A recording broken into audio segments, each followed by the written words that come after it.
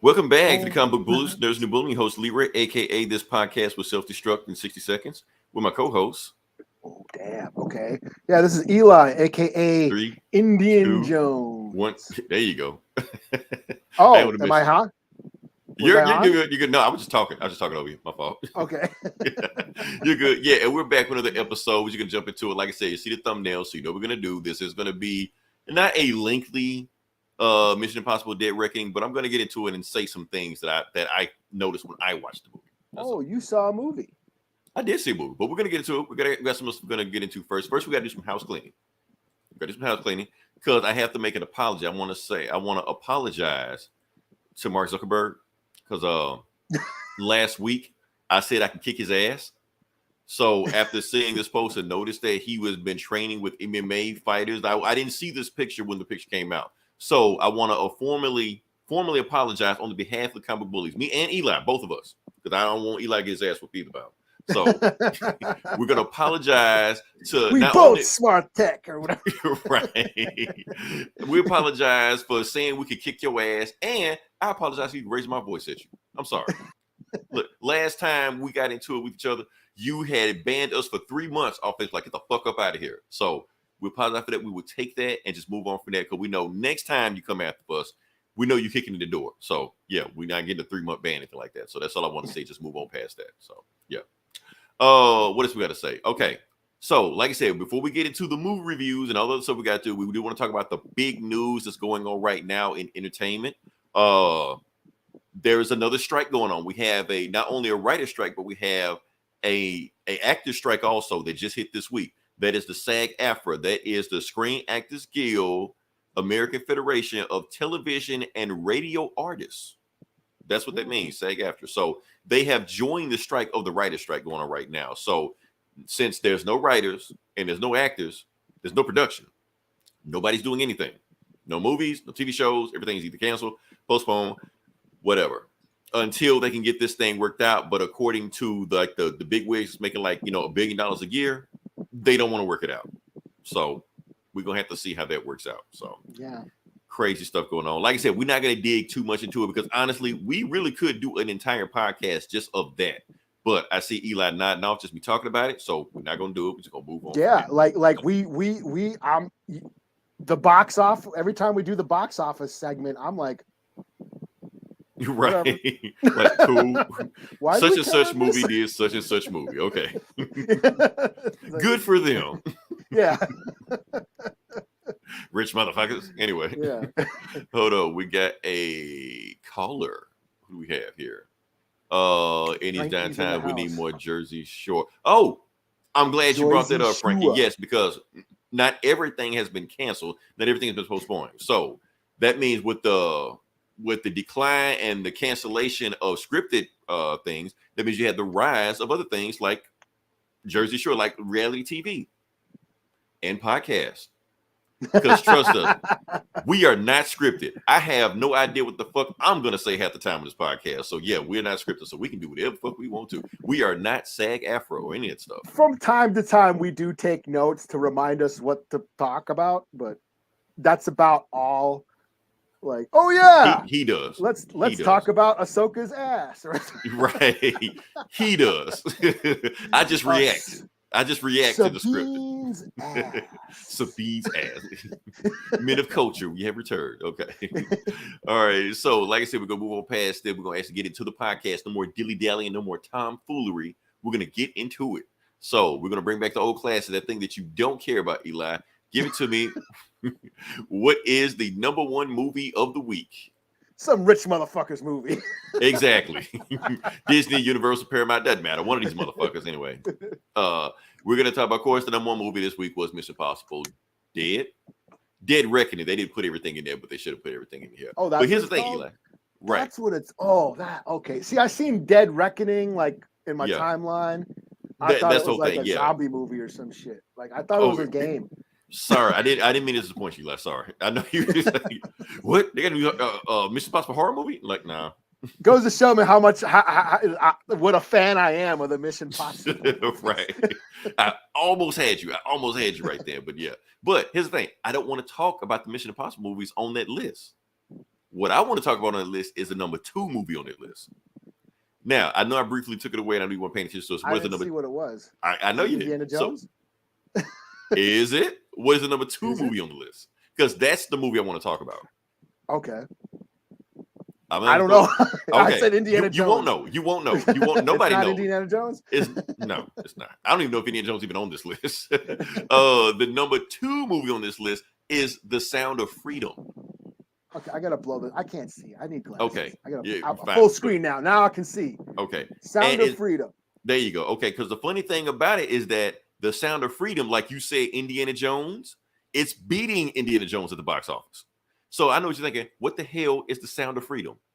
Okay, The Sound of Freedom might be one of the most unusual box office hits this year. Matter of fact, it's almost next week. It'll probably beat The Flash domestically, like this movie. So, what is The Sound of Freedom about? I'm trying to see if I get my hands on it. Okay. Oh, it went away. Anyway, I just got to talk about it. Anyway, The Sound of Freedom. Oh, here you go. Is a Jim Caviezel movie. Oh. That movie. Yeah. Okay. Starring Jesus, not Jesus, but the guy that played Jesus. Yeah. So it's same initials. Same initials. Yeah. JC, Jim Caviezel. Yeah. So the guy that played Jesus in that Mel Gibson movie. So this is his movie he's starring in, based on a true story about like child trafficking, kidnapping, things like that, and about that. But that isn't really the reason why that movie is so popular right now. It's one of the reasons, but it's not really the reason it's so popular. Hold on, let me see. I'm surprised Spider-Verse is doing better than the new Transformers, knowing that Spider-Verse came out a month before, I believe. That's what happens when you make a good movie. Sorry. Sorry, Frankie. Notice that it's 2 movies we have not reviewed on here at all. Indiana Jones, which we kind of did last week, and Transformers, which we had talked about at all. There you go. Yeah, I haven't seen a Transformers movie in, I don't know, a decade. Yeah, so, but the point is, why I want to talk about The Sound of Freedom, why the movie is so popular right now, is not because it's a true story about child trafficking or Hollywood's version of a true story of child trafficking. The reason it's so popular right now is because it's actually being backed and may even being financed by QAnon. That's why it's so popular right now. Whoa. See, I did not know that. Yeah, that's why. And matter of fact, Jim Caviezel has came out as saying he's associated with QAnon. He very well may even be a January 6th supporter. We didn't know that. So the fact that QAnon is promoting this movie, that's why it's getting so much buzz. That crowd is going to see this movie. That crowd is supporting it. Also, this also like being hyped up as a Christian movie also. So you got a whole bunch of churches going to this movie and paying people to go see this movie and fundraising to see this movie, but also QAnon also. So keep them busy then. Keep making them movies and shit. Let them go to the movies so they don't do fucked up shit. Right. But my thing is this. They always complain about how they hate politics in movies and they don't want politics in this and that, stuff like that. But yet they're seeing a movie backed by QAnon. Like they want their politics. They want their politics in the movie. Right. Yeah. It's interesting. That's all I'm saying right there. So so people ask about what the hell is The Sound of Freedom? That is The Sound of Freedom. When Gina Carano got booted from Mando. Yeah. Wasn't she supposed to be in a movie by what's his face? That movie came out. What the fuck's that guy's name? You know Ben Shapiro. Yeah, Ben Shapiro. Yeah. Yeah, that movie came out and everything. It's already come out. It made like $85 or shit. I don't know. I can't remember the name of the movie. I just know it was fucking horrible. But what else we got here? Christian MAGA folks a bit. Yes, that is the crowd going to see this Saturday. That's why The Sound of Freedom is beating The Flash right now.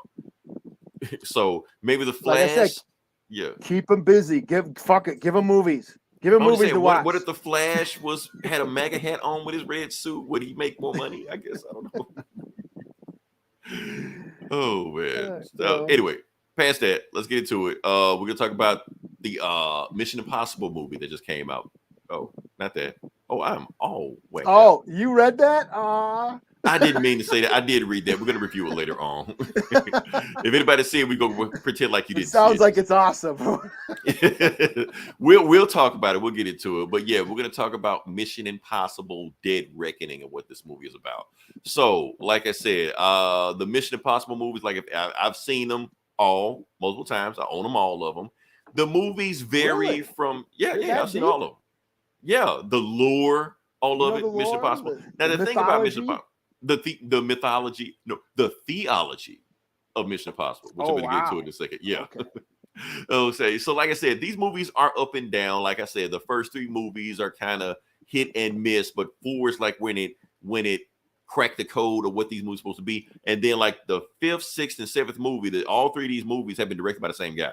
So they don't have the same feel, they have the same continuity, the same kind of characters pop up. Stuff carries over from the last movie. So you kind of got to know what happened in that movie to know what happened in this movie. And this movie is part 1 of another movie coming out. So they're starting to build its lore, where the first 3 movies kind of just throwaway, just like they didn't care. John Woo just crank a movie out, just be done with it, But now they kind of found their groove, And once they found their groove, it's kind of, it's a solid franchise. What I think right now. Matter of fact, I'm gonna even go as far as this: the last movie, Fallout. I think Mission Impossible Fallout is one of the best action movies of the last 10 years. I'm putting it on that list. So, and I will tell you this. I do like this movie. It's not Fallout. I'm sorry. It can't top Fallout because Fallout is like here. So like you beat Fallout, you got to like really come with it because you watch Fallout and you just like, how the fuck did Tom Cruise survive this shit? Because it's him. You see him doing the shit. The last one or the last one? Yeah. Okay. When he actually like broke his ankle. The last movie I saw was the one with Hawkeye, where he was like on the building or whatever. He was Spider-Man and up the. Okay. Yeah, that was also too. And he really did that shit too. Yeah. Mm-hmm. But yeah, that was also Hawkeye. I guess they were going to give it to him, but they didn't give it to him. So now we're back, and this is a continuation of that. The number 6 movie. So, what I like about this movie, like I said, it brings me the same energy, the Fallout energy that Fallout has. So it's not Fallout, but damn, they put all the work they could into it. Because I got to give Tom Cruise some credit. Like the best thing about these movies is him running. Eli, why do I find Tom Cruise more entertaining to watch running than The Flash? I don't know. It just is. Like, because I can watch they have like 10-minute scenes of Tom Cruise just running. And it's just like, yes, I love it, So what else is the movie about? Like I said, it's honestly, this movie is the first Mission Impossible movie where the plot stuck with me. Because every other Mission Impossible movie, I just walked out of, I'm like, okay, yeah, it's a terrorist. Okay, it's a virus. Okay, this guy did whatever. He wants to destroy the world. Okay, yeah, that's cool. But you want to see, Tom Cruise jump off shit, and almost kill himself. That's what you go to see these movies for. But this is the first Mission Impossible where I actually came away and the plot stuck with me. Where it's like, it had me thinking, like, hold on, let me see what we got here. Tom Cruise is gonna die and make a movie. Love watch that. No, Tom Cruise will outlive us all. That's what it is. Well, Jackie Chan. I mean, Jackie Chan got fucked. Yeah, he got fucked up. Yeah, he got fucked up a bunch of times entertaining people. Right. You ever seen that clip of him showing his daughter old clips of his movies? I saw that. Yeah, that was and cool, then he started crying like in the middle of it. Yeah, well, she started hugging him like, and they like. All his movies, they show the outtakes of all his the outtakes of his stunts. Yeah, and a few of those, he did get fucked up. Yeah. So that's what I like about Chris Tucker. He said like, anyway, he like, yeah, it was like he first did the first Rush Hour. He was like, yeah, I got to move with Jackie Chan. I told him to pay me up front, just in case some crazy shit happens.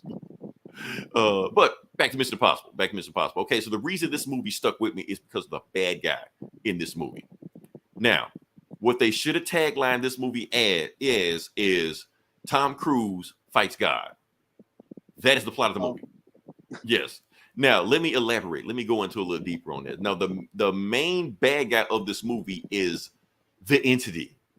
Okay, it's really an AI movie. It's really a rogue AI movie where AI goes rogue and just starts doing crazy shit, just start killing people like that. So, it is Skynet. Yeah. Like I said, if this movie came out 10 years ago, it would be a sci-fi movie. But because of it's such a hot topic right now with AI and everything like that, like AI is one of the reasons Hollywood is on strike right now. We're not going to get into that.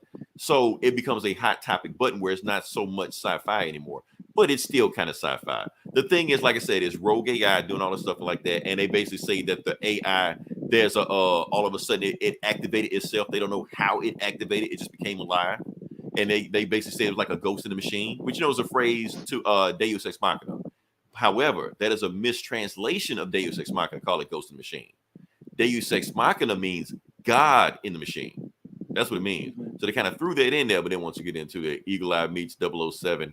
Oh yeah, I remember Eagle Eye. Eagle Eye was, that was that Shia LaBeouf movie.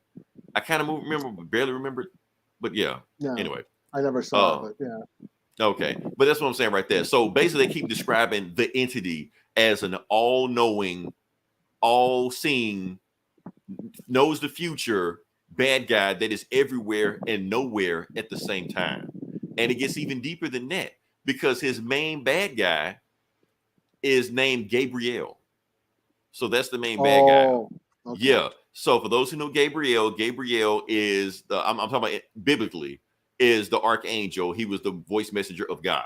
So basically, he would pronounce how good God is and everything like that. And that's all Gabriel does in this movie. He basically is just the entity's hype man. He just talks about how awesome the hype man is and all stuff like that. I know that from the Prophecy movies. Really? Is that another horror movie? Those horror movies that came out in the 90s. I kind of figured. So that's my thing like that. So like I said, so Tom Cruise is fighting God and his head angel. That's pretty much the whole movie right there. Not only that, goes in a little bit deeper, that the main MacGuffin of how he's going to kill the entity, he has a key he has to get in this movie, which is shaped like a crucifix in this movie. So that's how deep they're going with this movie. So he's fighting the entity with Gabriel, and he has to get a crucifix key to find the main source to kill the entity. Because the main thing is that this rogue AI has gone crazy. It becomes self-aware, knows where everything is, and all the countries of America are trying, all the countries of the world are trying to capture it. But Tom Cruise, because he knows better than us, wants to kill it. He wants to kill God. He don't want to control it like America does. Idea. Let's see. Ayo, I had no idea Bob from was the villain. And I was just about to say that. Do I have that picture right there? Yes. So like I said, for those who know Gabriel, yes, he is the guy from La Bamba, the brother from La Bamba. What was it? Not Richie, but the other one. What was his name? Yeah, Bob from it. No. So here's the thing. Isai Morales. He's Paco, a great actor. Paco from Bad Boys in the 80s. That's not the Will Smith one, the Sean Penn with Sean Penn, yeah. Where they're in juvie hall. Here's the thing: that dude is a great actor, but I will never ever forgive him for how he treated Richie in La Bamba. I'm sorry, that's all I can see. He was Deathstroke in that Teen Titans HBO DC shit. All I saw was Richie Valens getting his ass beat. That's all I saw. So, but awesome actor. He was awesome in this. I'm just saying that's all I saw. Like this motherfucker. But that's what makes him such an awesome villain, because all I see him is just whooping Richie Valens' ass. You know. So it is.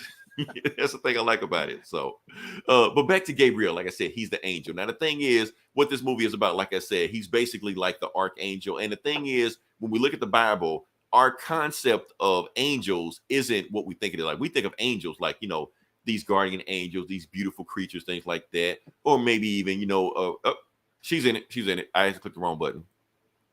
What was I going to click? You know what? It went away from that spawn, or maybe like a beautiful woman, stuff like that. But the thing is, that's not what an angel really is. An angel is really God's assassin, God's hitman. That's what they've always been. That's what they really are in the Bible. Like I said, Sodom and Gomorrah. How did God take out that country or that civilization? He sent his angels in and took them out. That's what he did.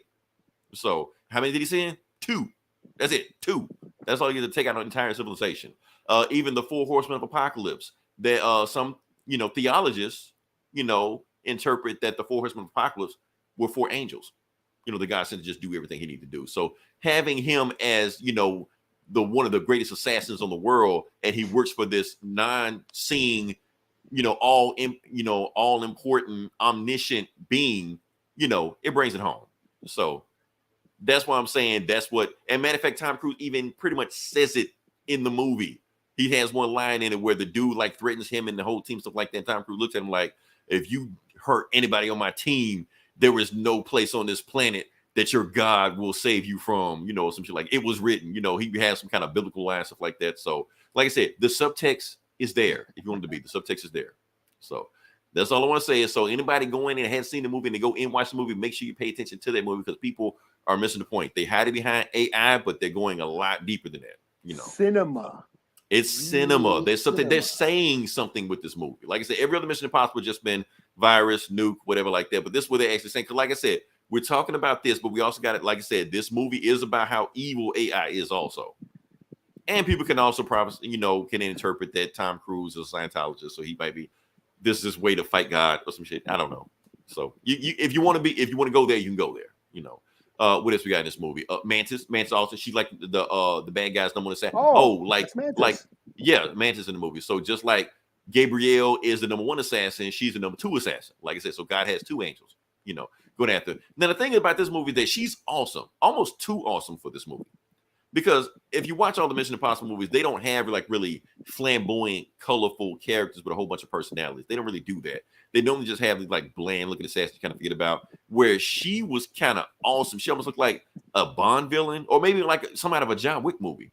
She kind of looks like in Blade Runner, those marionette dolls that they had. She wears like a schoolgirl outfit while she's assassinating people, something like that. So she stood out. She was awesome in the movie. I got to give her credit for that. So, yeah. Oh, and who else we got here? Haley Atwell. Oh, Haley Atwell stole this movie.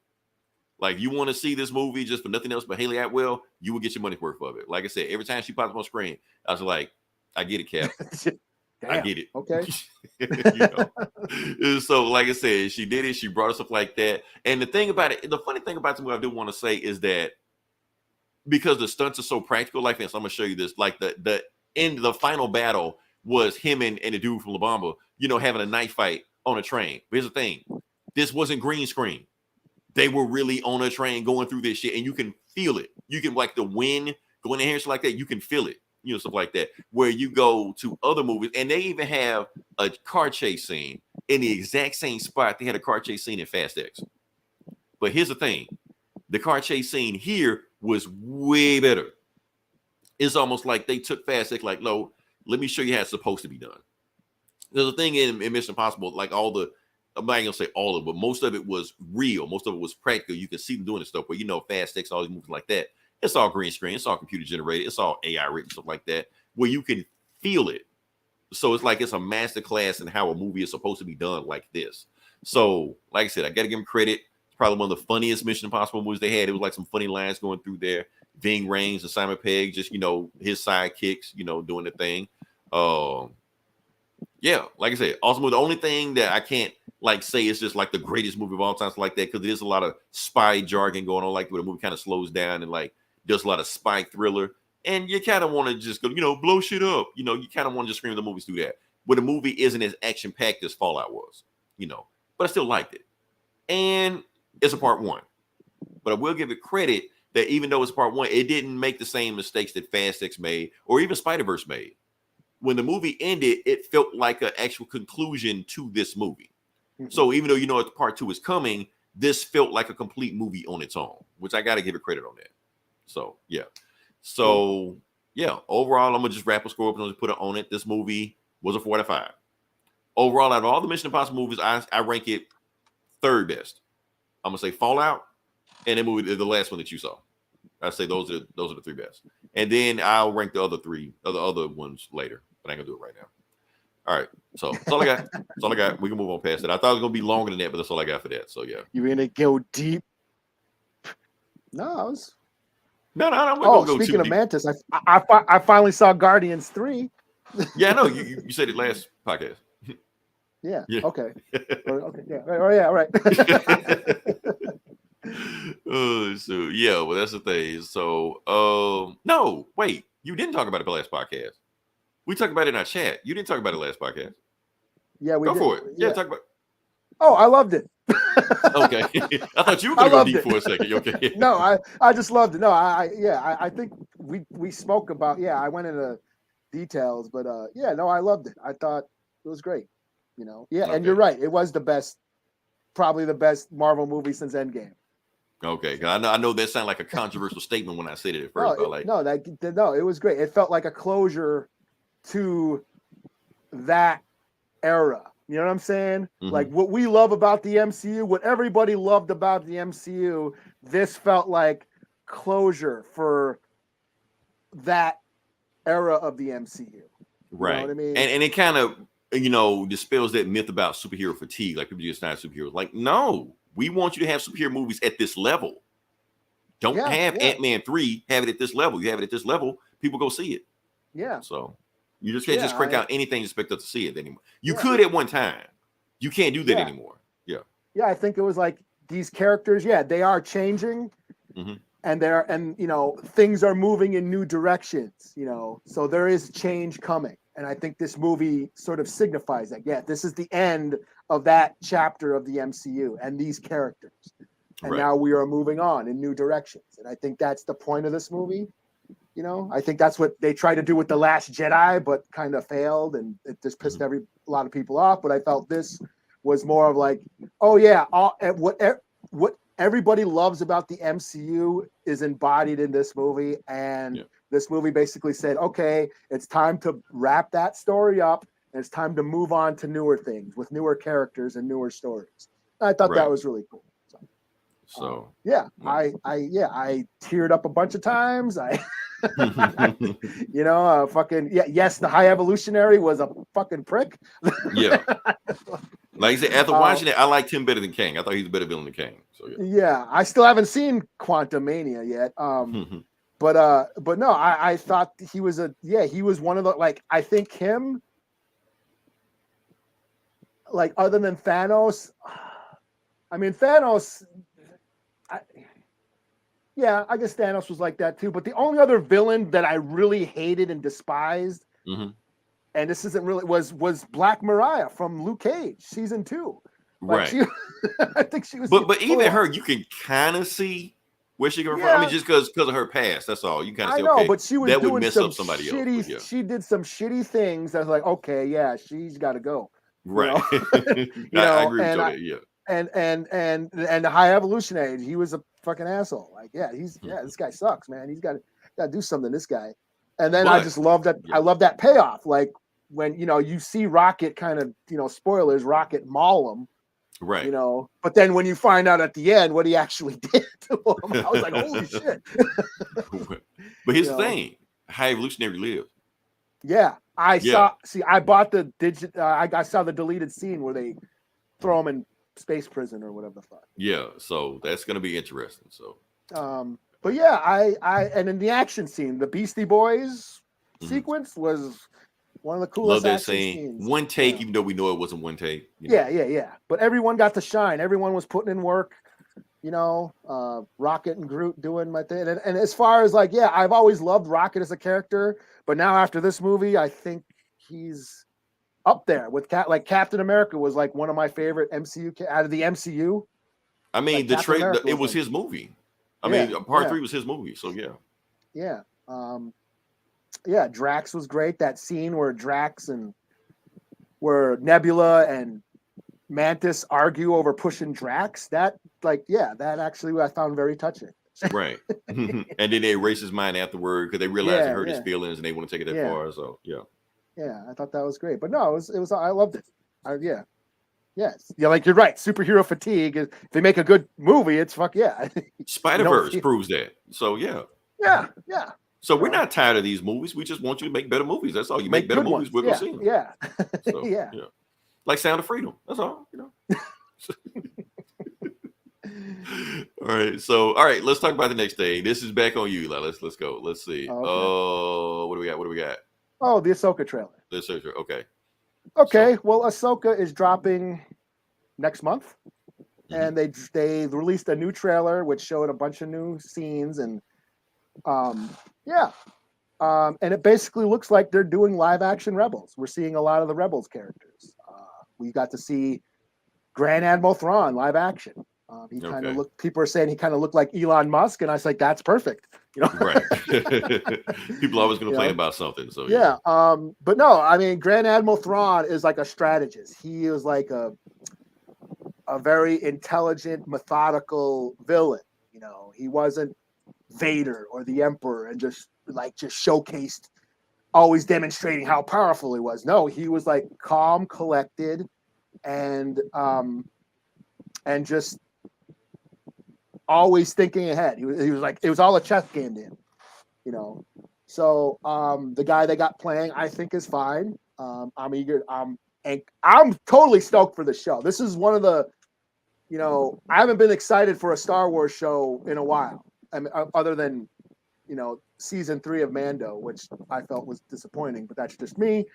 But most of the Star Wars shows that they've been showing, the live action stuff, I thought have been just fine. This I'm actually excited for. I've actually started rewatching the Rebels show, and after doing that Rebels is starting to become one of my favorite things of Star Wars ever. I thought it already was. Because when we talk about Star Wars, you always go to either Clone Wars or Rebels. I like Clone Wars is awesome, but Clone Wars, it is, it came out like 10 years ago. I mean, and then they finally wrapped it up, and but I didn't see Rebels until Disney Plus, Disney Plus dropped a few years ago, and I watched it. I loved it, and now I'm rewatching it again, and I'm like, this is awesome. This is great. Some of the best Star Wars storytelling, and the characters are great. I think it embodies just what Star Wars is. What everything we love about Star Wars is all in this show. From the ragtag group of outlaws, because that's what it is. It's set between A New Hope and A Revenge of the Sith, and it's just basically how the Rebel Alliance was formed. This ragtag group of outlaws just going around doing dirt around the galaxy and trying to stay not get caught by the Empire. That's basically slowly becoming this fascist tyrannical state, and then they reluctantly start joining up with other rebel cells that are considered terrorists and all that like that. So yeah, and then of course, the Jedi.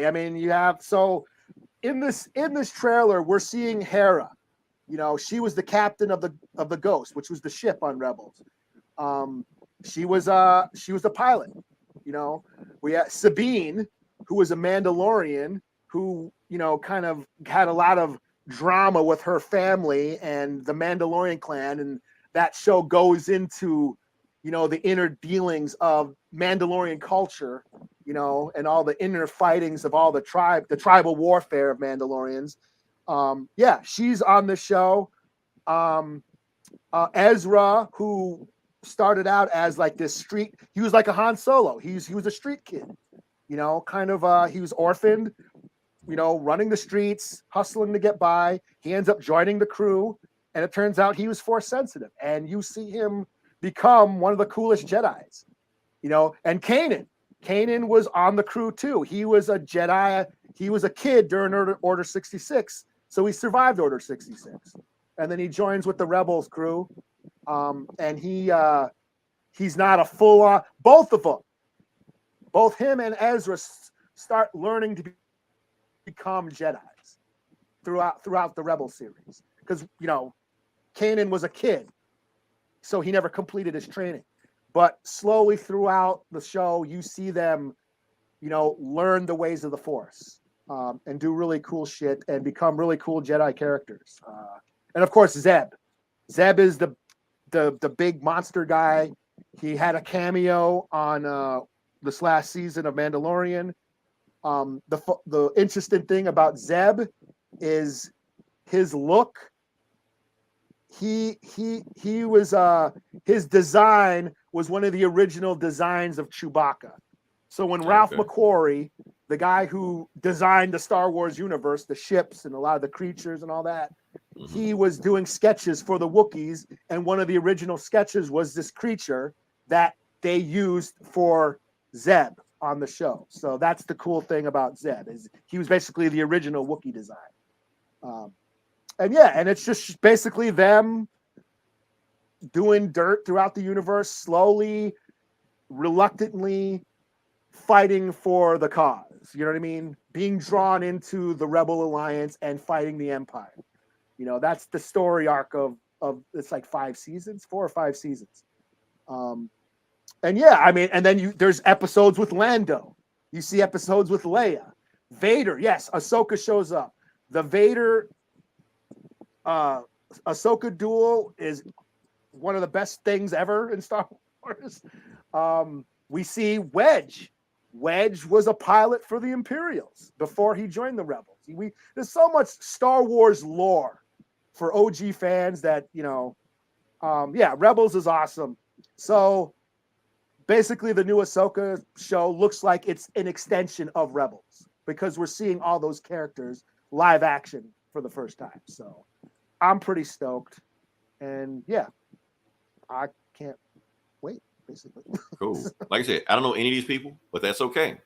Now, the reason I didn't watch the trailer is because I'm already sold on it.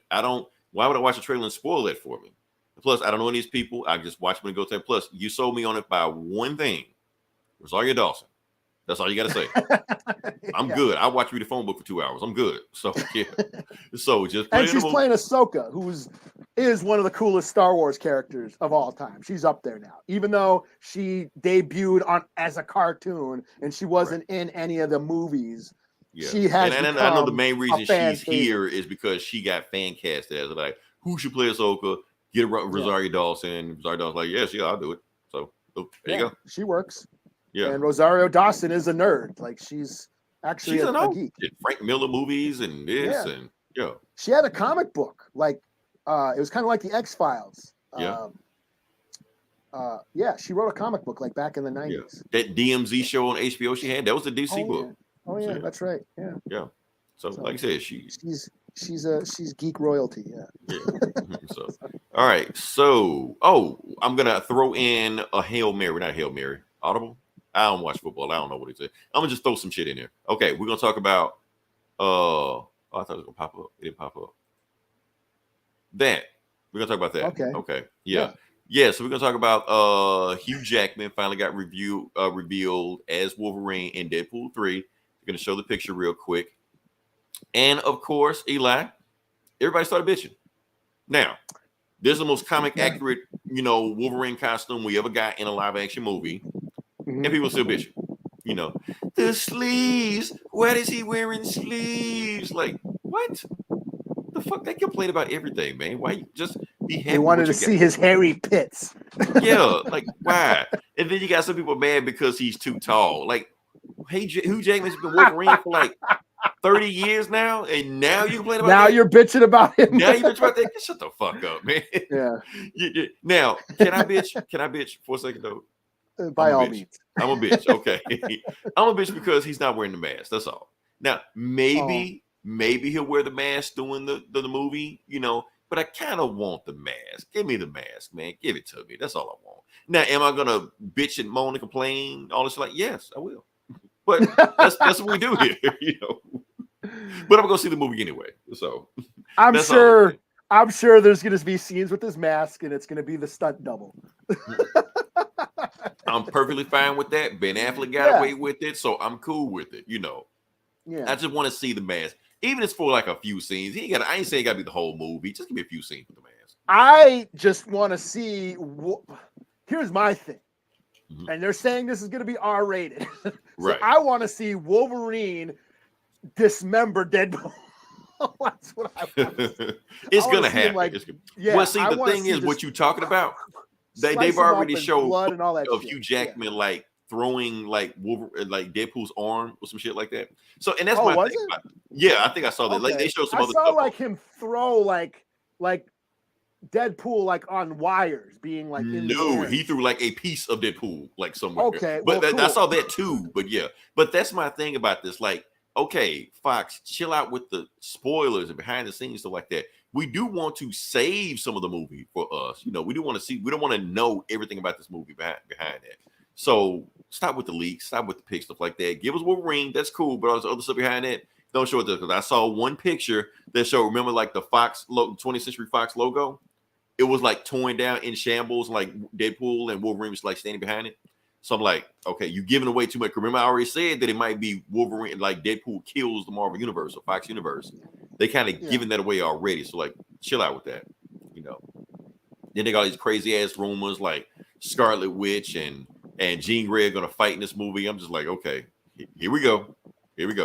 Bullshit ass rumors getting started. So don't worry, Eli. I will start a bullshit ass rumor for us also, and just throw this shit out and just see what happens. So yeah.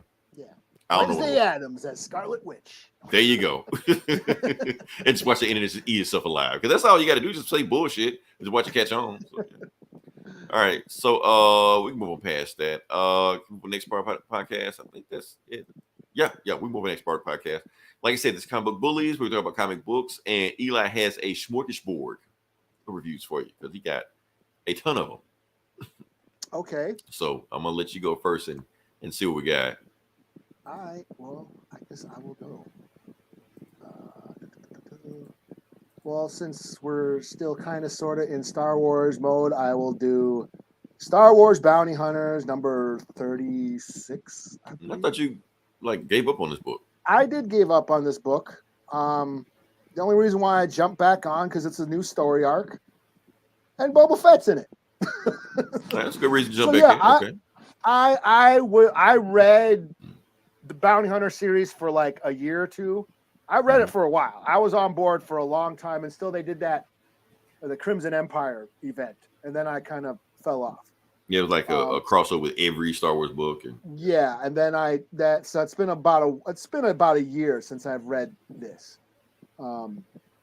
So new story arc involving Boba Fett, so I'm back on. So Star Wars Bounty Hunters is just that. It's the bounty hunters from the Star Wars universe just going around doing outlaw crime gangster shit. This crew that we have, Valance, he's one of the main characters. He's like a cyborg, basically like a Terminator, human cyborg kind of guy. His memory or his memory, his hard drive is being corrupted. So he's slowly losing all his memory. So basically the crew have to go find this the ultimate hacker or whatever. And they need Boba Fett to help them. So Boba Fett's like, okay, I'll help you guys, but you guys got to help me first, and they end up going to the Black Sun. Now, the Black Sun is another crime family in the Star Wars universe. They debuted in Shadows of the Empire. I don't know if you remember that from the 90s. They made a video game. I remember the video game. Some generic looking dude was the Dash Remdar or some shit. Yeah. Video game. They did comics. They did toys. They released a whole. I read the novel. It's one of my favorite Star Wars stories too. And yeah. So, anyways, Black Sun is a bunch of crime organization. The bounty hunter crew goes and meets up with them. The crew consists of Bosk, the reptile guy, the Trandoshan, Zukas, 4LOM, Dirge is in this. The robot Dirge. Okay. He's like a cyborg alien guy. Dirge debuted in, I think, the comics, but then he was in that Clone Wars cartoon that, what's that guy's name? Jenny? How do you say his name? Tark. What's that guy? The guy who did Samurai Jack. And I know you're talking about. Tarkovsky. Guinea. That guy. Okay. Yeah, that guy, and he did the Clone Wars. He did those Clone Wars cartoons. Yeah, those shorts that were like 15 minutes or something like that. Yeah, those shorts before the Filoni's Clone Wars. Anyways, he debuted. He was on that show, and he was like a comic character back in when Dark Horse owned the Star Wars titles. He's in this. I thought that was pretty cool. It turns out that that Clone Wars cartoon, the animation, the shorts, those aren't canon anymore because Asajj Ventress debuted in that series too, and Anakin kills her. Asajj Ventress was Dooku's apprentice. Sith apprentice, and Anakin kills her in that series. But it turns out that those cartoons aren't canon anymore because I read a book called Dark Apprentice where she falls in love with Quinlan Vos, who is one of my favorite Jedis.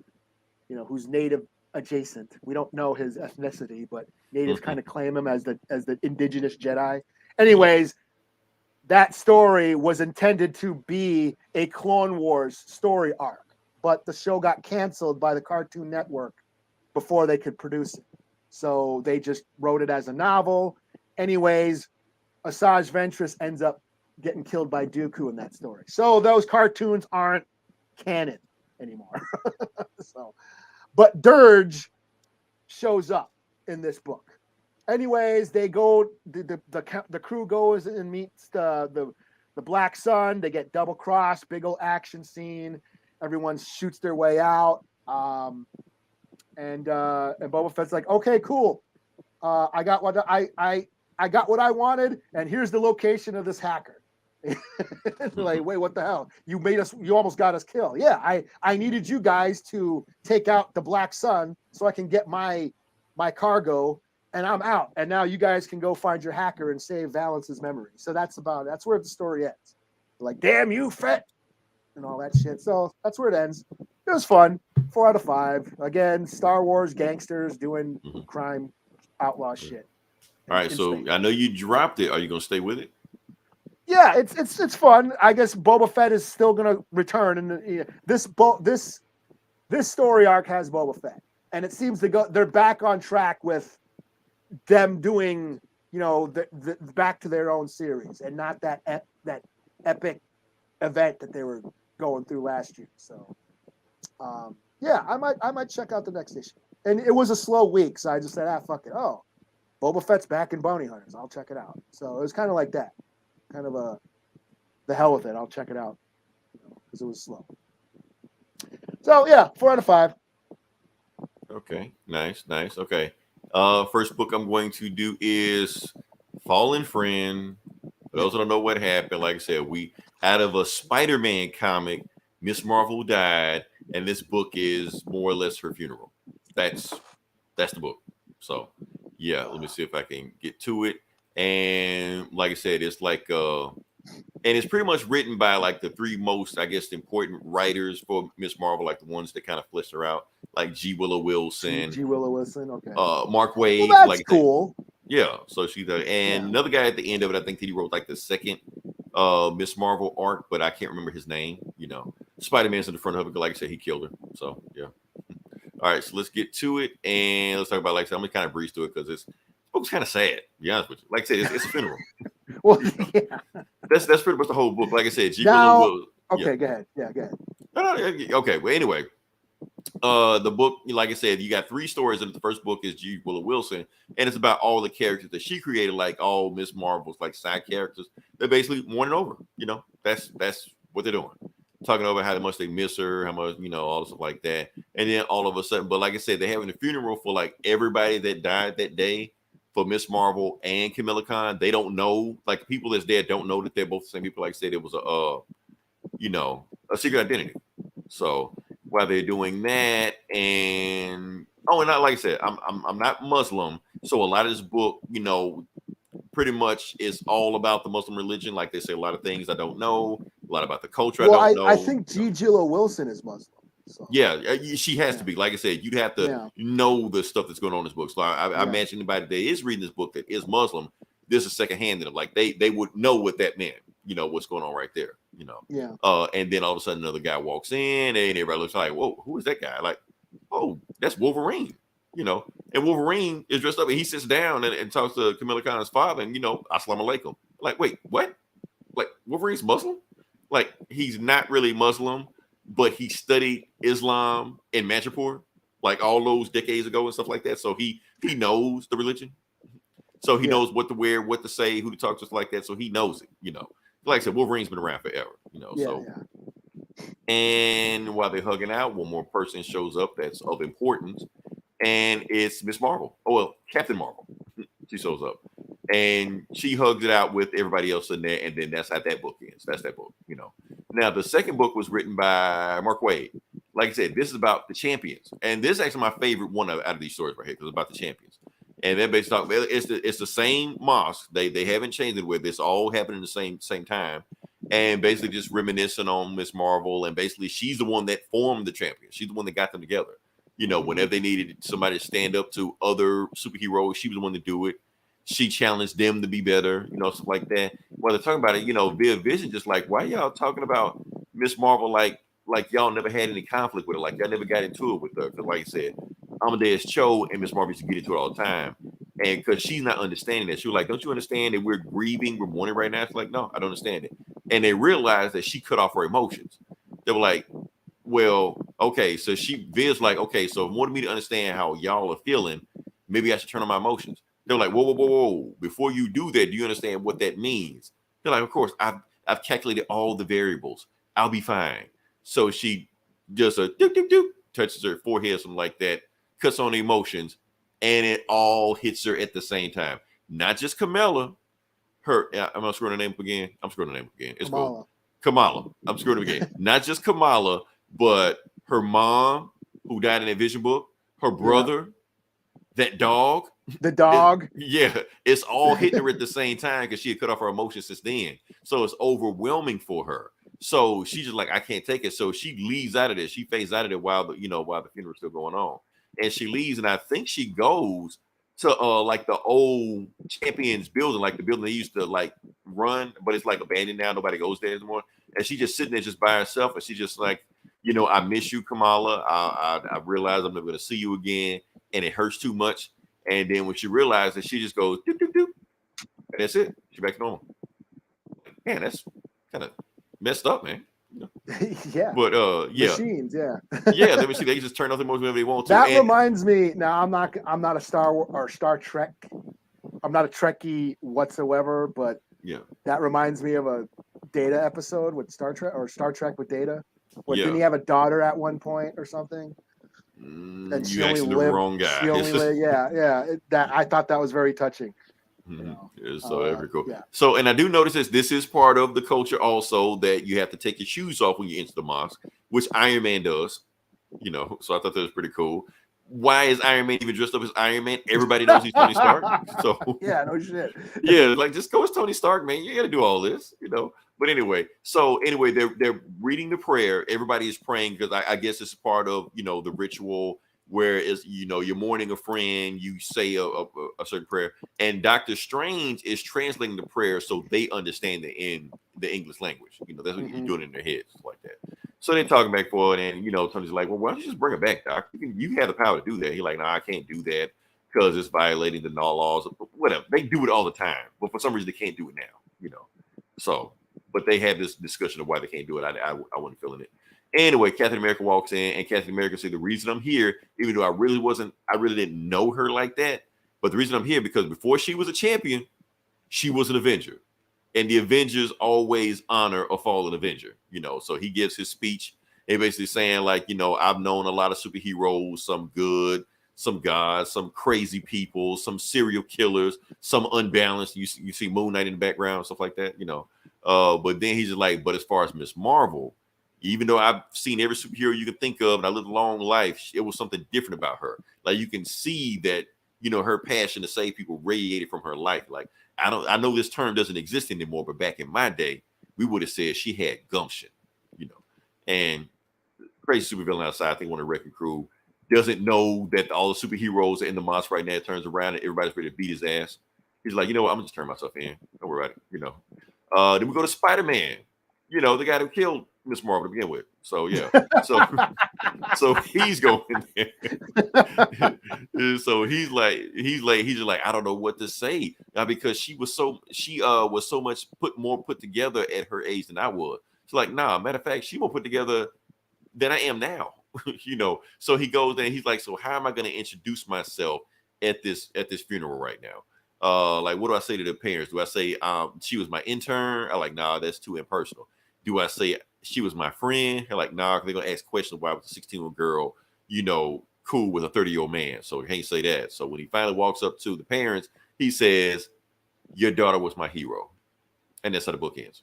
So that's it. That was it. So everybody wipe your eyes, dry your tears, because that wasn't all. Trying to see what is okay, because the thing was, we just got news. I don't know if anybody heard about this, but we just got news yesterday that boom, Riley Khan is back by next month. So yeah, she's already back. No way. What? Yeah, we figured out she's back, and not only that, you see the X on it right there. You see it, So yes, she's coming back not only next month, but as an X-Man. So, which we Ooh, already said. No cheeseburgers for you now. No cheeseburgers for me. Like I said, y'all gotta quit challenging me on this stuff. I know when it's gonna happen. So yeah, so she's coming back as an X-Men. Not only that, the book that she's coming back in will be written by the actress that plays Miss Marvel. So she's writing the book. So I don't really like this stunt writing stuff like that, but Marvel's gonna Marvel. So we'll see how it goes. Yeah. So, but yeah, so what do I think about this book? This book, I'm gonna just flat out say it was emotionally manipulative. That's what it was. Because it did have some sad parts to it. Not gonna lie, it was a real well-written book, but this was a stunt they pulled. They fridged her and then had this moment right here for a character they're gonna bring back in a month.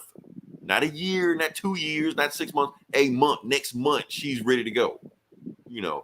And they having all this sad moment like that. And I think like it was, I feel like this, I feel kind of icky, reading this book. That's all. So I was just saying, I just had to read it just to see how it went. But overall, I like Marvel. They got you. They got me. But the reason they got me because I wanted to review it on this podcast. So because if anybody was curious, they would know if anybody watched this podcast. Now, are you a Ms. Marvel? Are you a Kamala Khan fan?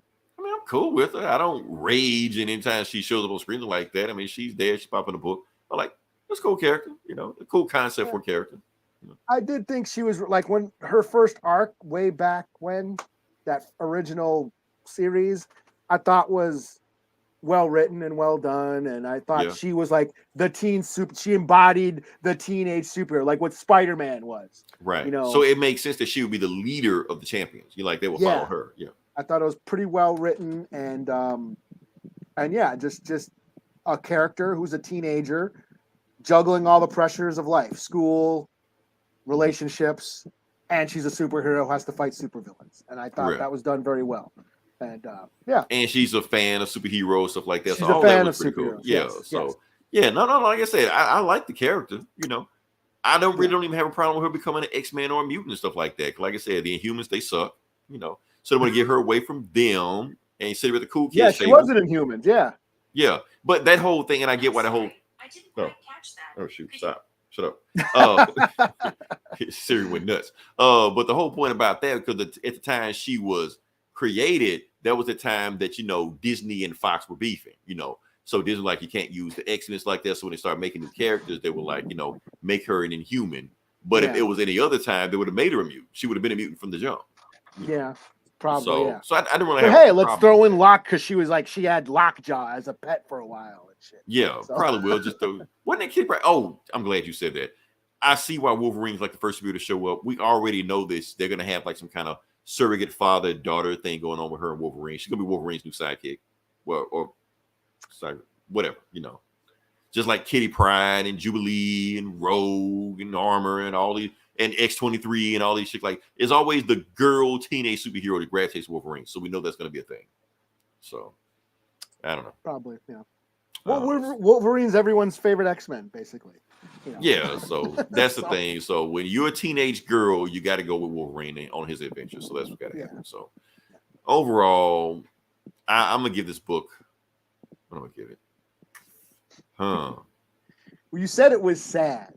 It was sad. It evoked emotion from me, but then I realized that they're manipulating the emotion from me, It ain't no Fantastic Four. What was that? The silent issue of Pickman's. No, that was great. I give that book credit, And plus, they actually kept Human Torch like dead for a while. Like he was dead for a while, Not next month, So I give the credit for that. So it wasn't that, but like I said, that Vision, like. Scene storyline that seemed pretty cool. Yeah, that seemed pretty cool. Well, there's just Vision and his family are just interesting characters. So they're all dead, and the daughter's the only one left. How a machine would process grief. That's always an interesting. An android can cry. That's the whole Vision story. Yeah. So all right. What you got? What was your rating? Like.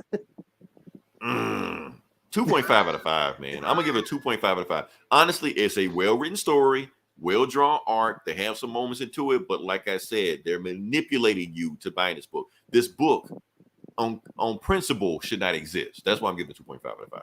Yeah. But if you gotta read it, it is an interesting story. So that's why I got to go there. So, but I wouldn't recommend you reading it. So. All right. I guess since we're talking about Mark Waid. Uh-oh. We're talking about Mark Waid. Wrote one. Did you say he wrote one of these stories? Yeah, he wrote the middle one, the one with the champion, because he wrote the Champions book. Well, the first arc of it. Yeah. Your favorite one? You said that was your favorite story? No. Oh well, yes, the favorite story. Out yeah, of this he wrote book. that. So, yeah. Out of this book, yeah. Yeah. Okay. Well, he wrote this one. He wrote World's Finest, Teen Titans, #1.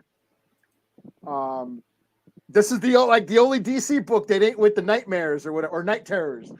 Yeah, that's what I'm saying. Like everything else is night terror. What the hell? The whole DC drop this week was just all night terror tie-ins and shit. And this wasn't. Wait, I did some digging on that, right?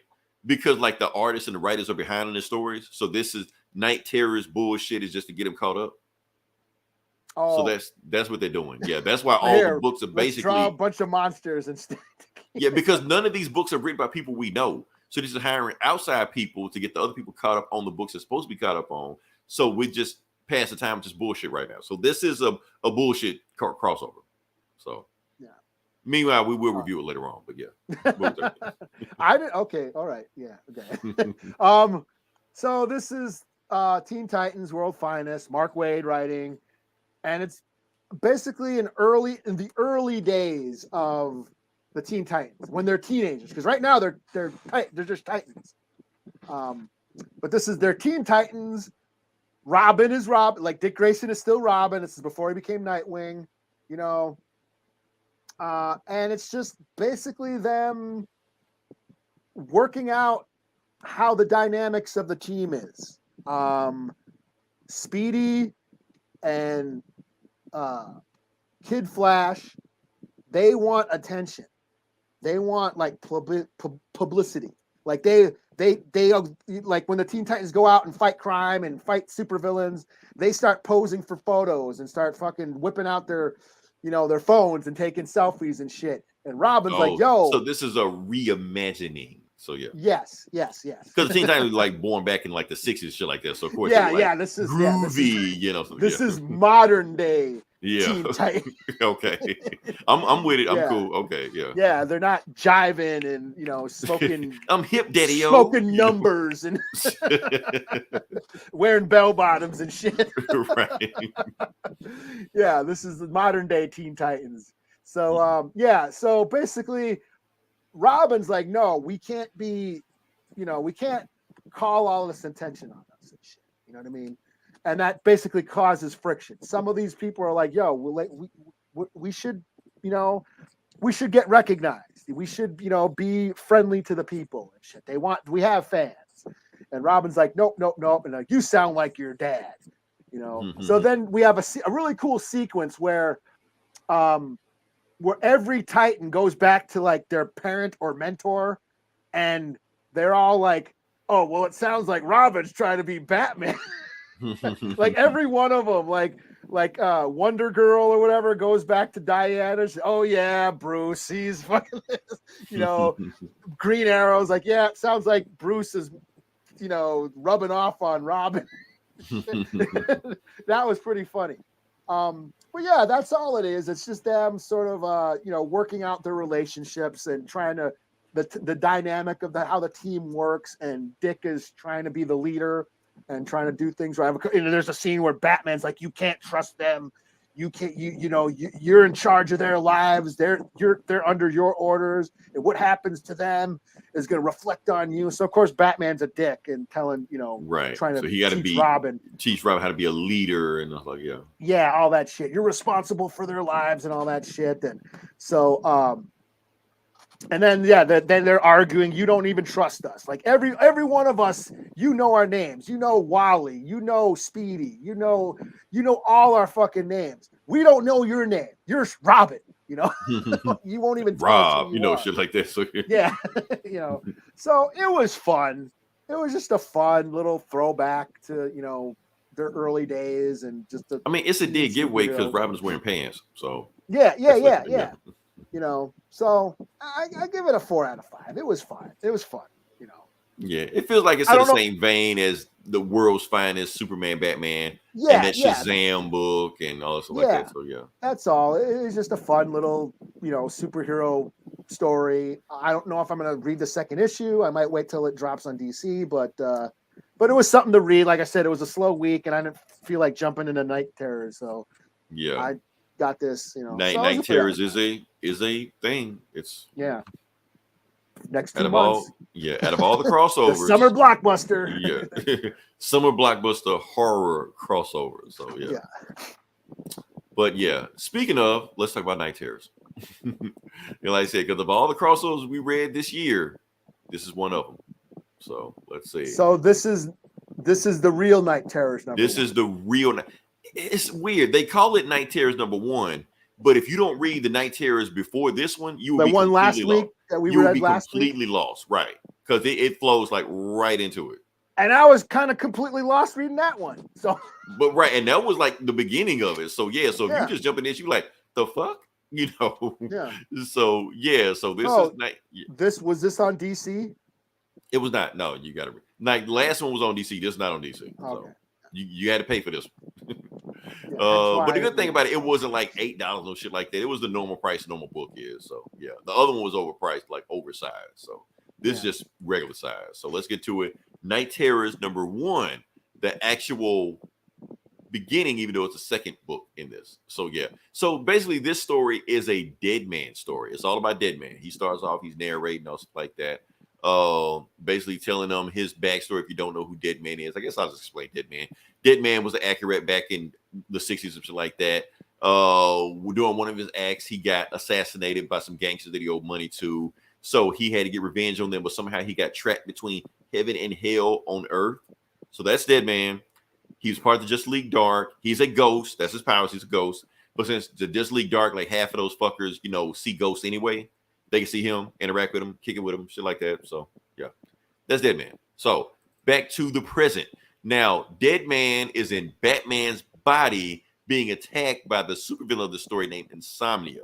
That's what I'm saying. If you didn't read the last story, you will not know what the fuck is going on right now. So, that's happening right now. So, that's the big bad Insomnia. And he basically brags about he's the king of nightmares and nobody can stop him. Yes. Yeah. And basically, we get a backstory on who this insignia guy is. I am the god of nightmares, just like that. So his whole thing is that he's trying to get the Nightmare Stone, but he doesn't know where the Nightmare Stone is. But he thinks that Dr. Destiny hid it in one of the superheroes. So that's why he's attacking all the superheroes to find out where the Nightmare Stone is. If he gets his hands on the Nightmare Stone, apparently that is it. He's going to screw everything up. And that's why Dead Man jumps out of Batman's body into Insomnia's body.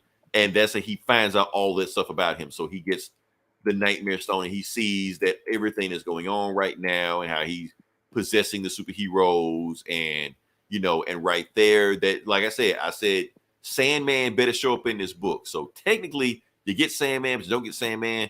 This is not the emo goth Sandman. This is the golden age pulp hero Sandman. Still Sandman, but yeah. Anyway. Just what you wanted, huh? Kind of, but not. It's like,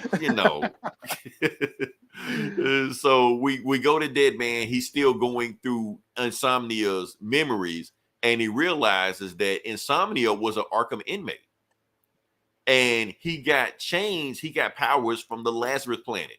The Lazarus rain hit him and turned him into the god of nightmares. Insomnia, yeah.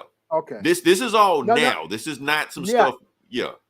So is Insomnia, is this a new character? Yes, this is a new character, new origin. They're just saying that stuff happened with the Risen or the Lazarus planet. Spinning out of Lazarus. Right, but they're making all this shit up right now. So that's what's saying. So he's invading all of the superheroes' nightmares because he's trying to get his hands on the Dream Stone, but he can't find it. But he know one of them has it, but he don't know which one has it. So Insomnia kicks Dead Man out of his body. He like, get out of my body. So he jumps back into Batman's body. He's like, okay, I know who you are. I know you're just a random ass Arkham inmate pretending to be a god. I know who you are. I know you killed Dr. Destiny. So, but I won't let you stop me. And he knows he's sending all his demon nightmare creatures. Oh, I'm sorry. his nightmare is called. They're called the Endless Nights. His henchmen are called the Endless Nights. What they call them. So Dead Man realized that he's come to kill him. So he's only got one move. So he jumps out of the window of Arkham Tower. And while he jumped out a window, he like grabs some stuff, do some swinging and stuff like that. And he hits the ground and he's like, damn, Batman is awesome. Because he's in Batman's body the whole time. He like, this might be the healthiest, fittest man I've ever been inside of. Okay, that's wrong. That may be wrong to say that. It's wrong, but it's not wrong because the way Dead Man talks about Batman is almost seems like, and then he sees the Batmobile. He's like, oh, hell yeah, I got to take the Batmobile for a ride. And he makes some kind of bullshit. Like, even though I know Batman doesn't want me in his body, he had to get Batman's body out of there. Otherwise, the Endless Nights would have killed him. So he gets the keys, jump into Batman's Batmobile, turns it on, Just wait till Dead Man jumps into Firestorm. Can't wait.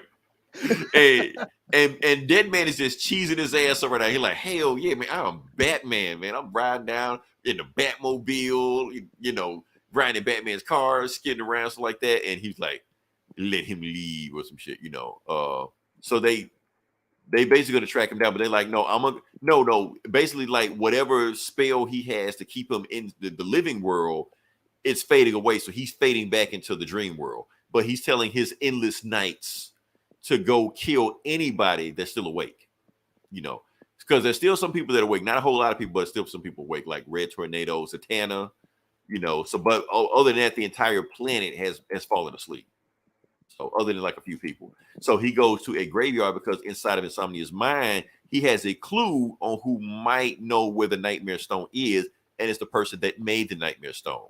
So that even though there's no more Lazarus juice left, he knows Batman kept some for himself, so he took it and he used the Lazarus juice to resurrect a dead body. And who was that dead body he resurrected? The Sandman, Wesley Dodds, not the emo goth one, the cool Pope hero one. So yeah, that's the one that's back, and he is a rotting corpse, but he's alive. So he gives him his smoke gun, gives him the gas mask, and the Sandman is back, ready to put in work. Let's go solve a mystery. To be continued. Okay. So here's the thing. I'm not hating it. This is a complete throwaway. Don't get me wrong, complete throwaway. But I'm not hating it. Like I said, I want to see Sandman. They kind of gave me Sandman, but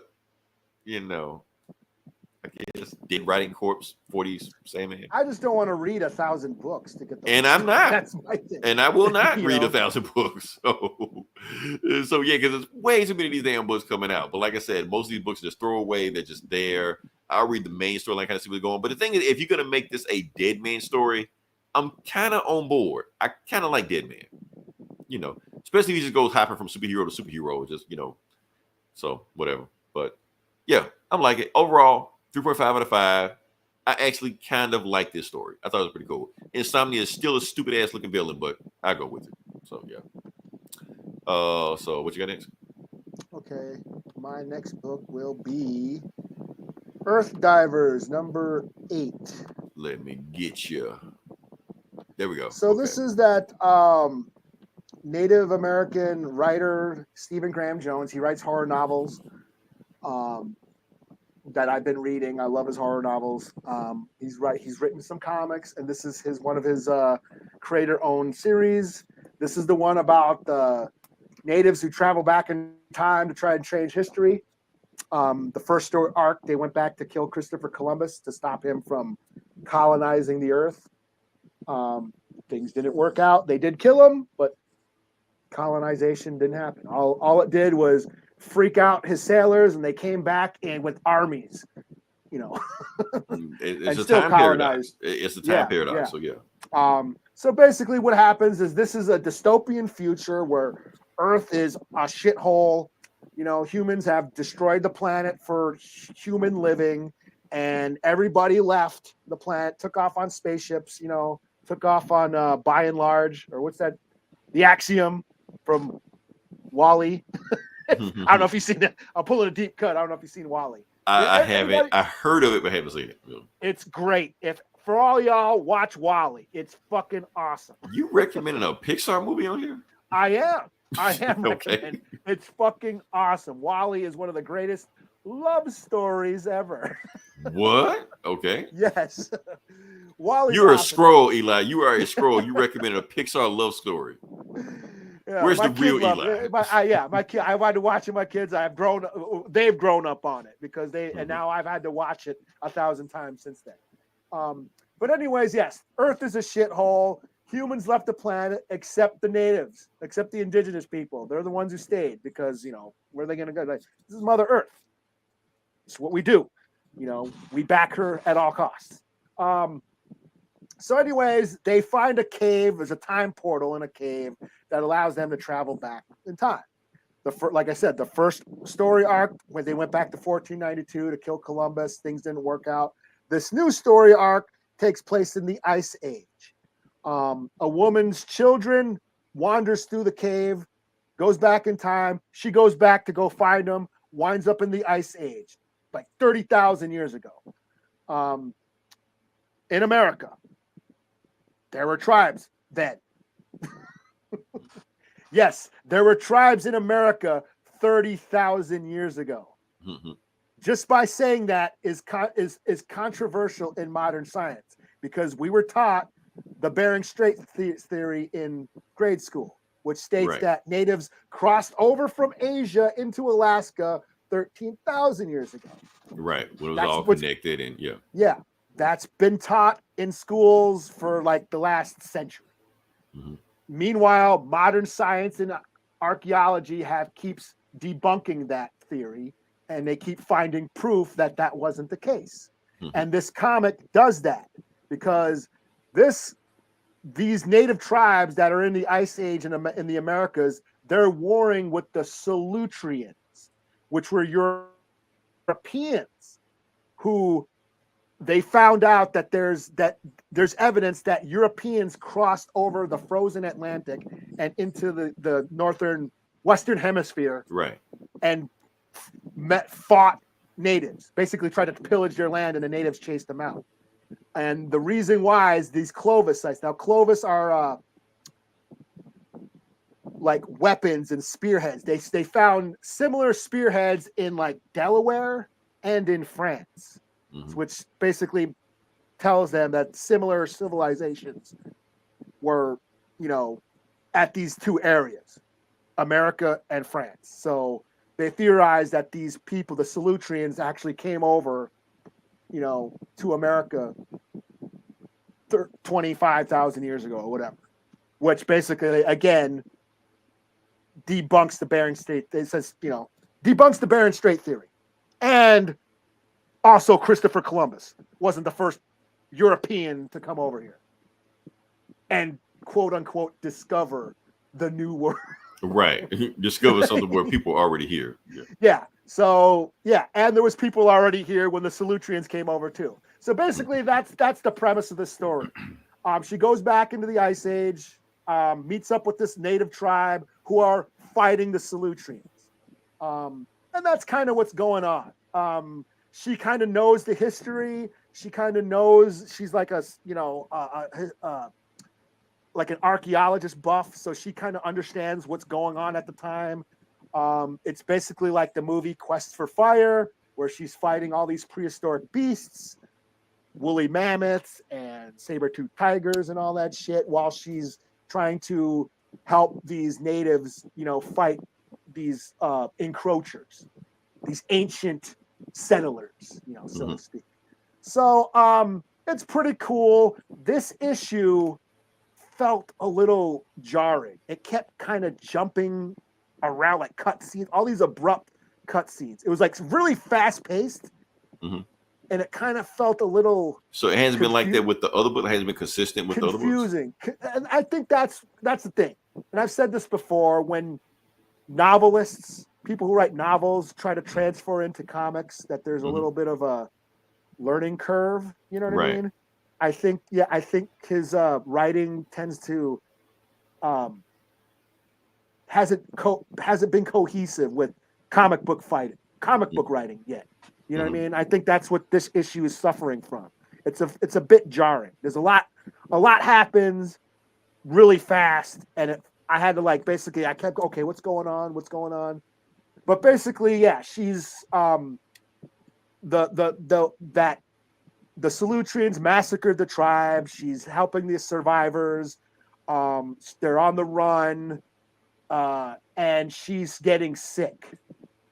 So she has a virus, which means a virus that these people probably have not had yet, because they're in ancient times, Ice Age. So what she does at the end of this book is she sneaks into the Salutrians' camp and spits into their soup, their pot of soup that they got boiling. So she's probably going to infect them with a virus, which would be the reverse of the smallpox blankets that was done to me. Right. So that's the thing. Like, even though this book is it's a little like confusing at times, you know, like, as a comic book, it's a little jarring to read as a comic book. The idea, the premise is still strong, and her voice, like her inner voice, she's totally sarcastic and wisecracking and just like talking all this shit, you know, basically talking shit at what natives say about colonization and the settlers and what has happened. It's hearing her sarcastic inner voice is keeps it going. It keeps me engaged anyways, you know, as a native comic book fan. So that's cool. Like seeing her like, oh yeah, I'm sick with a virus these people have probably never had, and I'm gonna go infect them. Like, right. That's some ill shit right there. You know, so, you know, it's basically a native revenge fantasy. That's what this book is, and I'm okay with that. So even though this book like was a little confusing at times, I'm gonna give it a 3.5 out of 5. I'm still digging the idea, and yeah. And what this book is doing is it's decolonizing native history. It's retelling our history, you know. Right. Not the stuff they said 100 years ago. Like, no, this is new information. Yeah, decolonizing those false narratives that has been told through, you know, colonial history, you know. Right. The colonial perspective of they took over and, you know, we lost and wiped away all, you know, ignored our history and ignored our stories and, you know, our accounts, indigenous accounts of history to tell their version of it. So that's what's cool about this. And that's why I you know, that it's more of a statement. That's what I'm behind. This book is making a bold statement. So just for that, yeah, I'm still on it. So. Okay. All right. Last book I'm going to do is Immortal X-Men number 13. So kind of fell off on this book. I'm kind of in and out on this book. So some stuff I'm catching on, some stuff I'm not catching on, but I'm gonna just do my best to just keep it going as best as I think I know what's going on with this book. But this is also a prelude to Fall of X, letting us know how the X-Men are planting the seeds to their own destruction. So yeah. And that's who is that? Cypher, the one that talks to everybody. That's kind of his book, but not really. And notice that he's in a bunch of leaves, which means fall. So yeah, it's symbolism. Anyway, let's get to it. Yeah, I get it. Art. They're making art. Exactly. The subtext of it. So, like I said, it's another quiet council. People haven't read the Immortal X-Men. All they do is have meetings. That's the entire book. That's the entire run. They don't do anything else but just have meetings. That's the book. So yeah, this is another book. Another meeting, and Cypher notices something like, wait a minute, why are the leaves falling? The leaves don't fall in Krakoa. This is some new stuff.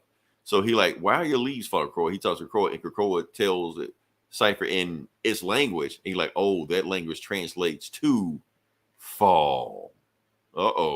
So because the leaves aren't supposed to be rotting in Krakoa, that means something isn't right, you know. So they go through their whole thing. They have another quiet council meeting. Now, if you ain't keeping up with the quiet council meetings, they have all these books. Only half of them are allowed to vote because the other half may or may not be infected with the sinister gene, which they don't know if they are or not. So they don't let them vote. You just can't vote. Your vote doesn't count. You can sit here, but you don't count. You know, so that's what the whole point is right now. But also the whole sinister timeline has been leaked online to everybody on the planet. So everybody on the planet knows about the sinister timeline and what the fucked up shit the X-Men did. So now the human race hates mutants even more than it did before Krakoa started. So, and not only that, but all the, the medicine they were trading with them and all the stuff they were doing for people, the humans don't want that stuff anymore. They're like, we don't want it. So, and they're like, okay, well, if they don't want it, that's fine. They don't have to have it. They're like, no, you don't get it. We don't sustain Krakoa is not a self-sustaining nation. We need goods to get what we need. So if the humans won't trade with us, we won't survive. Our economy will collapse. We have maybe a month's tops before we go down. And, then they just start talking and trying to see what's going on. Oh, and what's that chick, that vampire chick? Selene, her. Yeah, she's there on the council for no reason. And just try to tell everybody she's working with Orcus. She's working with the humans. She's a spy coming to kill us. You're like, no, I'm not. And then they can't agree whether or not her vote should count. And then they finally make a decision where at least what's the dude name? Exit makes a decision. He's like, okay, I have a solution. How about I kill her, the 5 resurrect her, and then her vote won't count anymore. How about that? Problem solved. And Selene's like, no, you can't kill me that easy. People have been trying to kill me for like 20,000 years, and you're not gonna be the first one to do it. And she's like, oh, you don't get it. You don't understand how powerful I am. So I didn't know Exodus was this damn powerful. So apparently he just does some shit like, no, you don't understand. I'm going to spread your molecules for the four corners of the world, and there's nothing you can do to stop it. And she's like, damn. So, but that's when Storm shows up like, well, she can't, but I can. So Storm shows up out of nowhere and starts fighting Exodus for no reason. And she's like, wait, why are you fighting me to save this vampire chick? She was like, well, and then right before they like really get to fighting, they like unleash, and Storm just letting Exodus know, like, look, Exodus, you know how strong I am. I know how strong you are. If we really let loose and cut to 11, we will kill everybody on this island. Like, do you want to do that? And he's like, damn. So he just stops fighting. He just goes down to sits in the middle of the middle of the Quiet Council, and Professor X is like, that wasn't a good thing to do, Exodus. And Exodus is like, yeah, I know, but what you gonna do about it? I'm the strongest person here. There's nothing you can do to stop me if I want to do whatever I want to. I'm only here because I choose to be here. I was here because I believed in Krakoa, and that Krakoa I believed in no longer exists. And then he gets so emotional, he starts crying and shit in the middle of the Quiet Council, and Hope just grabs him and just walks off, which he realized that Hope is not the Messiah that he thought she was. So that's when Cypher, decides to actually talk one-on-one with Professor X. He's like, look, I got a message from you for Krakoa. And Krakoa wants to tell you all the stuff that's been going on. Like, why are there leaves falling in Krakoa? The reason the leaves are falling is because the people are corrupt. And Krakoa feeds off the people. So the people with their ill intentions, the mutants with the ill intentions, are making Krakoa sick. So unless the people, the mutants, come to terms with what they're doing, Krakoa is just going to get sicker and sicker. That's why the leaves are falling. And that's when Professor X finally break down and tell Cypher everything that's going on. He was like, look, I never believed in any of this stuff. I never wanted to do this Krakoa shit. I only did it because when I looked at Memoria's memories and all the timelines, everything that I've been fighting for this whole time has failed. So I realized the only way I even have a chance of succeeding is to team up with people I never wanted to team up with before. Magneto, Apocalypse, Moria. I never wanted to be with them. I never believed in mutant segregation or mutant essentialism. I never wanted to separate mutants from humans. In my opinion, mutants are humans. And for people to think that mutants aren't humans, I've been fighting against that idea my entire life. That's Magneto talking. That's Orcus and the Friends of Humanity talking. That's not me. I want to be a part of humanity, but I only started this just for them. But now look at us. Magneto's dead. Moria betrayed us. Apocalypse left. So the people I started this thing with, they all left, and I'm the only person holding this thing together. And that's when Doug tells him, and Cypher tells him, like, well, you got to let it go. Because if you keep trying to hold on to this dream of Krakoa, you're going to lose everything. And we're all going to be the ones to suffer for it. So Professor X is like, okay, I came with a decision. I know what we need to do. And before he can do it, all the telepaths in the Quiet Council say the same thing. The Quiet Council is done. We're getting rid of it. We're going to announce it to the rest of Krakoa at the Hellfire Gala this year.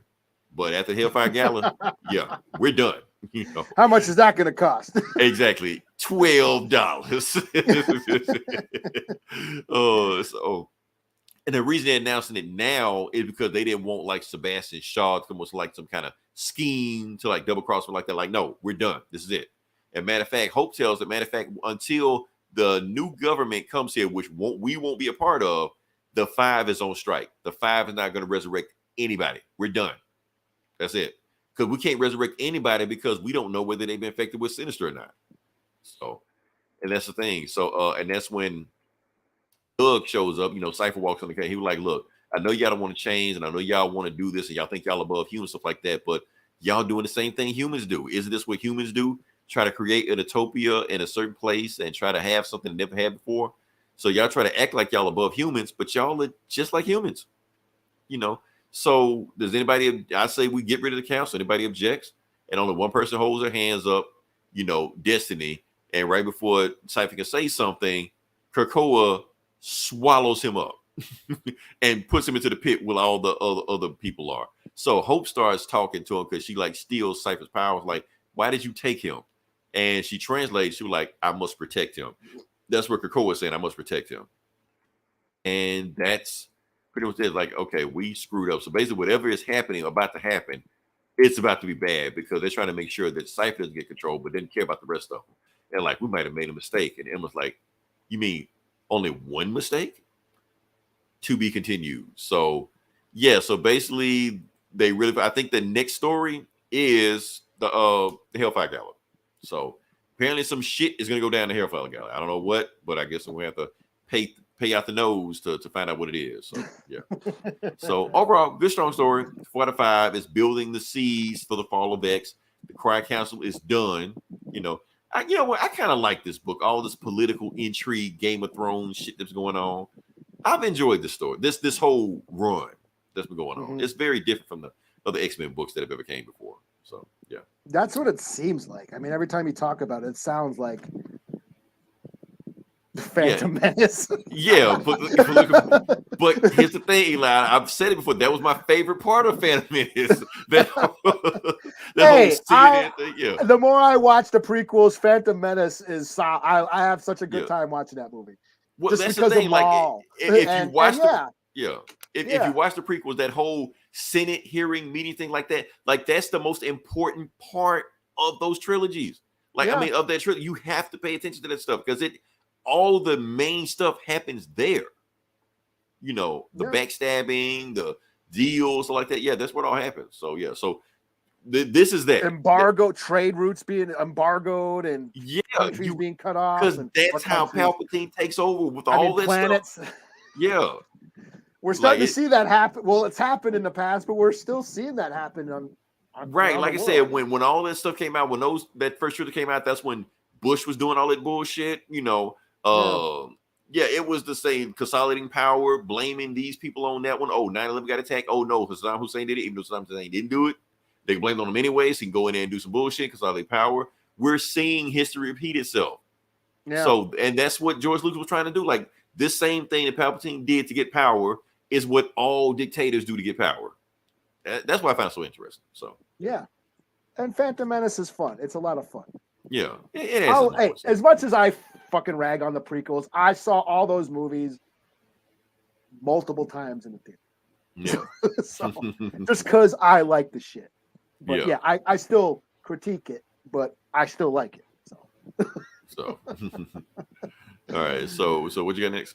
All right, my last book I'll do will be TMNT and Stranger Things #1.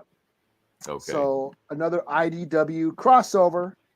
What they like to do. Oh, what the hell did I do? Oh shit. Oh, that's me. I did that, and I'm trying to. Oh, about to share the Kirby crackles. Okay. Still fucked. No, that's it. Okay. Hold on, what we got? So yeah, IDW. No, I love the pod racing scene on there. I will fast forward to the pod racing scene. Yeah, no, that is awesome, dude. Yeah. When they released it in 3D, like right before Disney bought Lucasfilm, they were going to release all the movies in 3D. They released Phantom Menace. I went and saw it. The pod race in 3D was. Oh, I bet that was awesome. Yeah. Yeah, it was dope. I love it. I'm sorry. I love you. You cannot. I love the pod racing scene in Phantom Menace. I do. Yeah. And then I was playing the game. I downloaded and the game. They had the game, and the game had the exact same level. Beggars Canyon, everything was the same. Yeah. So if you watch the movie, you can race it the same way. Basically. Yeah. But anyways, this is my last book. This is, IDW. They doing all these crossovers with Ninja Turtles and Batman and Ninja Turtles and Street Fighter, Batman and He-Man and Transformers and Ghostbusters and Transformers and they've been doing all these crossovers and they're a lot of fun. So this is the Ninja Turtles and Stranger Things. So basically, this is in New York.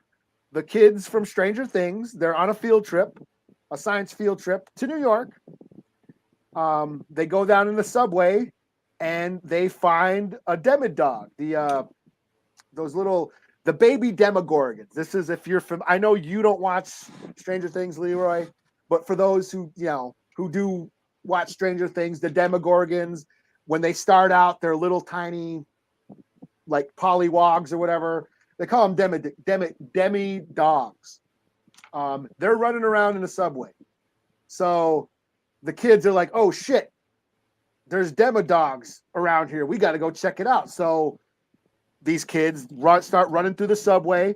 They find the Ninja Turtles fighting these Demodogs, but some of them are equipped with cybernetic enhancements, and they look like mousers. Oh, Baxter Stockman. He has those mousers that were those little robot. They were meant to be robots that eat rats and vermins, but he controlled them to do crime and shit and work for Kang. For those who know their Ninja Turtle lore. Mm-hmm. So the Ninja Turtles are fighting these cybernetic demigorgons. They call them demi-mousers or mouser dogs or something. I can't remember. They had a name for it. They combined demi-mousers or something like that. So the kids meet the Ninja Turtles. The Ninja Turtles take them back to their lair under the sewer. And then we get a long, drawn-out exposition dump where they basically explain the two universes. They get the history of Stranger Things and how there's the upside down, the government found a portal to another dimension and all that shit, released all these monsters, and we get it, then we get the Ninja Turtle origin story retold and all that stuff. So that was kind of a lull for me, but then they decide we're going to team up because we know the story. So yeah. We're going to all team up in different groups and go after Baxter Stockman. At one point, 11, she goes into the void. She's psychic. She's got all these. She's basically a mutant with telekinetic powers. She can go into the void and locate people, kind of like Cerebro. She locates where Baxter Stockman is, and Baxter Stockman's like, "Hey, 11, waiting for you. Here's my address." So he can see. Yeah, he can see her. And she's like, "Oh shit, yeah, I know where Baxter Stockman is, and he's waiting for us." Like, oh shit. So they all kind of go off on their separate groups. So like Raphael and 11 team up because they're the warriors or whatever. You got like the sci Donatello and like Dustin and Lucas. They're like the sci-fi geeks. They team up, and then like the rest, Mike and Will, they're the more nerdy types. It's kind of funny that the similar dynamics between the Turtles and the Stranger Things kids, and they all kind of go off on their separate factions. But they basically they find Baxter Stockman, and he's waiting there with the Foot Clan, and he's like, "Hi, 11, your Papa told me all about you." So Papa is from Stranger Things. He's the guy in charge of that Hawkins laboratory in Stranger Things. And he was the one doing the experiments on all the kids. And all the kids called him Papa. And so that's what 11 knows him as. So Baxter Stockman and Papa are working together. Like, did they know each other in the past, or they just teaming up now? Oh, I don't know. I don't. It's a crossover. Okay. Ninja Turtles aren't on Stranger Things. Yeah. Okay. So yeah, It's fun. It's goofy. Like all these, these crossovers are just mixing the two universes, getting all the toys and playing in the sandbox, and it's fun. It's a 3 out of 5. I thought that long lull in the middle where they're just explaining the two universes got a little slow, but it's still pretty fun. And you got to have it for people that may not know the Ninja Turtles, Yeah, but like, or me who don't know Strange Things. So you need like a little cheat sheet. Because when I read, what did I read? Oh, the Godzilla and Power Rangers. I didn't know much. Like that book went into Power Rangers shit that I wasn't familiar with. Now you're an expert. So yeah. They gave me the Cliff Notes version of the Power Rangers mythology, the lore. Oh well. All right. So like I said, I'm booked out. I think you're booked out. So yeah.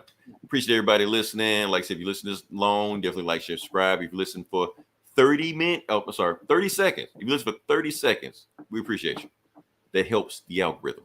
Like I said, we talked about this. Frankie for jumping in, Yeah, St. Frank. I'm surprised he was still in here. But also listen to This Geeks and Comics. Like I said, talk about the same stuff we talk about, but not in the same way we talk about it, and not the same stuff we talk about. It's different. It's weird. They go deep into comics. They go deep into comics, balls deep in it. They're gonna talk about San Diego Comic Cons like that. We don't get that deep into it, but they go into it. So the stuff y'all wish we went more deep into it, they do it. So go there. They would love you over there. Tell them we sent you. So yeah. Next week, what are we gonna talk about? Eli, I'm gonna tell you, I'm gonna do it next week. Barbieheimer. Oh, are you going to see both of them on the same day? I'm going to see both of them. I'm going to see both of them, and I'm reviewing both of them. I'm going to see it, and I will grade which one. Have fun. Oh, I'm reviewing spoilers. Barbie dies. I actually want to see Barbie. Do you now? Okay. It looks funny. It looks funny. Full spoiler. Like I said, I got to prepare myself for Oppenheimer because it's 3 hours long, and plus I was actually misinformed. Christopher Nolan did not set off a nuke in real life and filmed it on there. I don't know why I got that shit wrong.